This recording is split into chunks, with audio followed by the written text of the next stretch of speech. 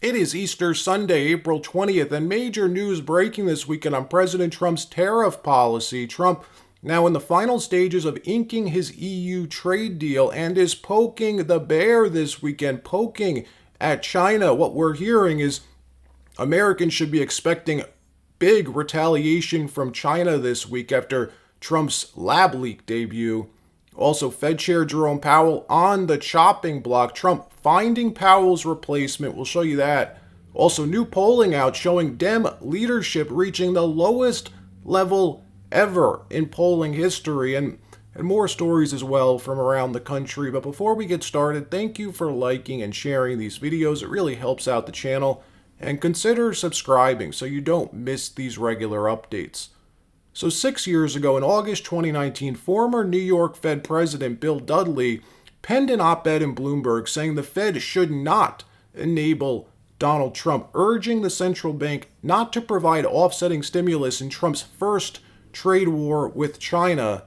Well, what do you know? 6 years later, and we're right back to where we started. The U.S. Federal Reserve playing politics. Jerome Powell holding a personal grudge against Donald Trump and not doing his job. The Fed's mandate's simple: to maximize employment while keeping inflation around 2%. They have no part, no role or mandate to interfere in trade policy or pressure executive action. Democrats using Powell to mount this never-ending information war with their mainstream media stenographers cheering them on their attempts to convince us that economic Armageddon's imminent. The Atlantic, get this, publishing a piece this weekend comparing Trump's tariff strategy to Hitler's terrible tariffs. You can't make this up. Watch the fear-mongering coming out of MSNBC this weekend, scaring their audience silly into sheer panic. Roll the tape. Meanwhile, The Atlantic's David Frum writes, quote, as Trump's policies wreak havoc, the policy's author needs an excuse and someone to blame. Jerome Powell is that someone. The president floated the idea of firing the Federal Reserve chair after Powell warned Trump's tariffs will increase the cost of living. A reminder, folks. The Fed chair serves a 10-year term specifically to insulate them from political pressure. It's been that way since 1951, and presidents cannot fire the Fed chair without cause. Catherine, I want to just have us take a quick listen to Powell and Trump and regarding the impact of tariffs. Let's listen to this. The level of tariff increases announced so far is significantly larger than anticipated, and the same is likely to be true of the economic effects. We have a Federal Reserve chairman that is playing politics, somebody that I've never been very fond of, actually. Tariffs are highly likely to generate at least a temporary rise in inflation. I think he's terrible, but I can't complain because we had the most successful administration economically in the history of our country. I think we're going to do even better this time. You know, it just really presses so hard up against the nerve when I hear Donald Trump talk. To be clear, the tariffs are abysmal. They are a terrible choice, whether the tariffs are coming on or off again. Terrible decision making for this economy. Firing Jerome Powell would be much worse. So much worse. There is the potential that it could set off a global financial crisis.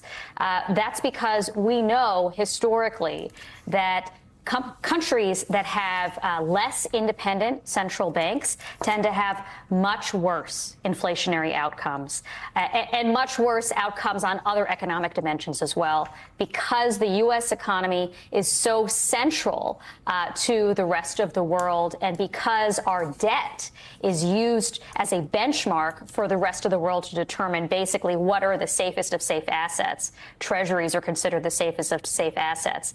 If suddenly all of that is politicized, we no longer have an independent central bank that's in charge of the money supply, that's going to set off cascading effects throughout financial markets around the world.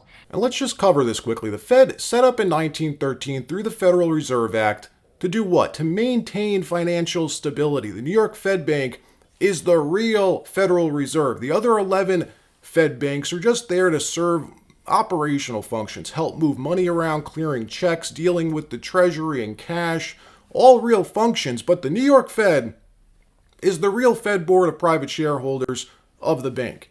And it is completely legal for Trump to terminate the chairman of the Fed. The president appoints the board of governors, and he can terminate them if they're not doing their job. The rules say the president can remove a Fed chair for cause. So, yes, his termination may be coming. And why this is all coming to a head is because the trade war is picking up, which we'll get to in a minute. And every central bank around the world sees the writing on the wall and communicates clearly and effectively. Take, for example, the ECB, the European Central Bank, last week, saying we'll keep cutting rates because tariffs are actually a deflationary demand shock and the neutral rate no longer applies. Something we've been saying for months around tariffs, that tariffs are inherently deflationary, not inflationary. How about China's central bank, the PBOC? What are they doing? Pumping out massive last-minute stimulus intervention to prop up markets all last week, 7 days straight of huge government stimulus. And what about our central bank? What have they been doing? Nothing. Nada. Crickets. Trump, not mincing words, posting on Friday the ECB expected to cut interest rates for the 7th time, and yet too late. Jerome Powell of the Fed, who is always too late and wrong, yesterday issued a report which was another and typical complete mess. Oil prices are down, groceries are down, even eggs are down, and the U.S. is getting rich on tariffs. Too late. Powell should have lowered interest rates like the ECB long ago, but he should certainly lower them now. Powell's termination cannot come fast enough. This is Trump making it clear Powell's failing to do his job, carry out the duties and responsibilities of his chairmanship, meaning he has cause to terminate him. So you got Jerome Powell a few months ago saying, if Trump tells you to resign, will you resign? He says no. Some of the president-elect's advisors have suggested that you should resign. If he asked you to leave, would you go? No. Can you follow up on, do you think that legally you're not required to leave? No. Jerome Powell, you said that the termination of Jerome Powell cannot come fast enough. He says he won't leave even if you ask him to. Oh, he'll leave. If I ask him to, he'll be out of there. But do you believe I don't think he's doing the job. He's too late, always too late, a little slow, and I'm not happy with him. I let him know it, and if I want him out, he'll be out of there real fast, believe me. Yeah, go ahead, please. Question? Are you trying to remove him, Mr. President? Yeah, question? Mr. President, yesterday Judge Boasberg.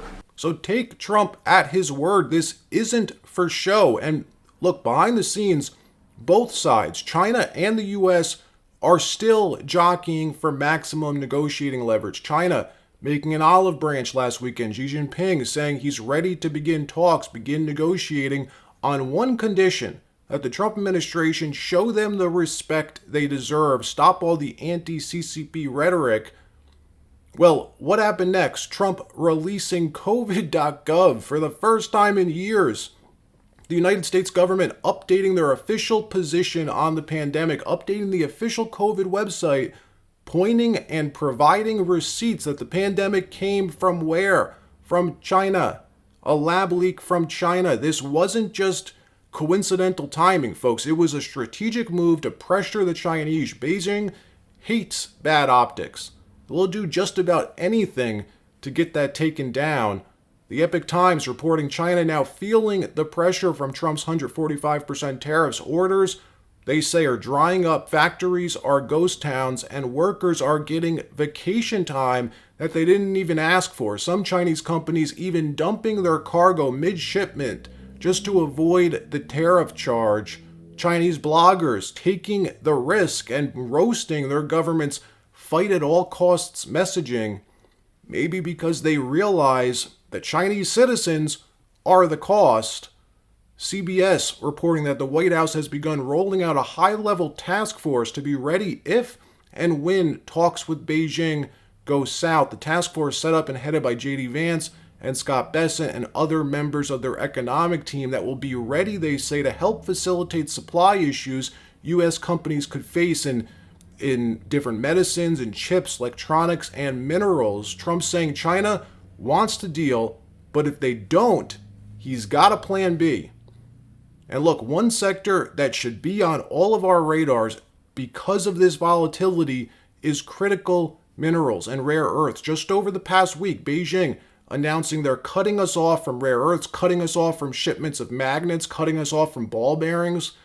One of the most worrisome supply chain strangleholds over the West and over the U.S. in particular is without a doubt China's near monopoly status of critical minerals. This, in my opinion, presents us with this short window of time. Trump's in the process of ushering in at lightning speed the reshoring of rare earth mining. His mineral deal with Ukraine, expected to be signed on Thursday. He's making moves with Greenland. In March, Trump said, we'll secure our minerals. China's chokehold ends now. His next move after that was to sign an executive order on minerals, invoking the Defense Production Act to fast-track U.S. minerals, targeting copper, uranium, and other rare earths. Permits now being expedited and federal lands prioritized for extraction. I just want to make this clear. When I'm talking about the opportunities I see with rare earth minerals, American businesses that will help solve these issues, taking on some of the world's most pressing problems. Let's be clear on that. This is a ground floor bull thesis, in my view. All right, that wraps up the news portion of this video. Now let me tell you about the sponsor for today, American Tungsten Corp. U.S. ticker DEMRF could become one of the first tungsten producers on U.S. soil after a full decade of no tungsten mining whatsoever domestically. Right now, there are zero, as in none, not even one producing an operational tungsten mine on U.S. soil. I think about the potential, right? Zero operational mines on U.S. soil, and China already made export bans. China achieved a control of approximately 70% of global rare earth production, 85 to 90% of the processing capacity, creating a strategic chokehold, a literal chokehold on global supply chains. American Tungsten seeks to become the first tungsten producer on U.S. soil. American Tungsten advancing a significant North American past-producing mine in a region with minimal environmental and regulatory barriers compared to their overseas competitors. Their mines in Idaho, the company's flagship asset, used to be the fifth largest operational tungsten mine in the U.S. when it was in operation decades ago, pointing to the potential of it in real time. The U.S. Department of Energy, the DOE, classifies tungsten as a critical material. Tungsten has the highest melting point of any metal, making it indispensable for applications that require high heat resistance, durability, and strength. For example, check out what happens when a bullet comes into contact with this metal. It breaks apart. That's how strong tungsten is. So do your homework on American Tungsten. The company wishes to secure key strategic partnerships with the U.S. Department of Defense and with the U.S. Department of Energy. We all understand that the Trump administration's executive orders on rare earths mean that American Tungsten Corp is worth doing homework on, and they just announced a brand new CEO last week as their operational efforts continue. All right, that wraps up this episode. Like, subscribe, we'll see you next time.